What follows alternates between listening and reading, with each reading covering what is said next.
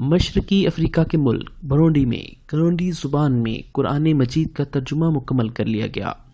تفصیلات کے مطابق برونڈی مشرقی افریقہ میں واقع ایک ملک ہے۔ اس کی سرحدیں شمال میں روانڈا، جنوب اور مشرق میں تنزانیہ اور مغرب میں کانگو سے ملتی ہیں۔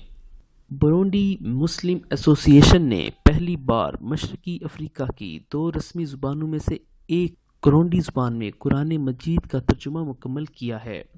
کرونڈی مشرقی افریقہ کے ممالک تنزانیہ، جمہوریہ کانگو اور یوگینڈا میں بولی جانے والی زبان ہے، جسے ایک اندازے کے مطابق 90 لاکھ لوگ بولتے ہیں۔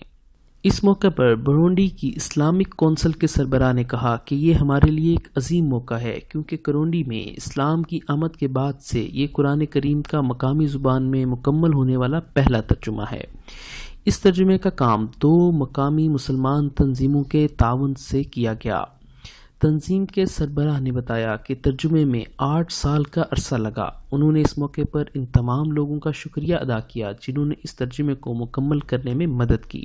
کرونڈی میں مسلمانوں کی تعداد کل آبادی کا 10% ہے۔ تاریخ دانوں کے مطابق اسلام 19ویں صدی میں برونڈی میں پہنچا تھا۔ ویڈیو کے نیچے سبسکرائب کے بٹن پر کلک کریں، بیل کے آئیکن پر کلک کیجئے تاکہ ہر نئی ویڈیو کی نوٹیفیکیشن آپ کو مل جائے۔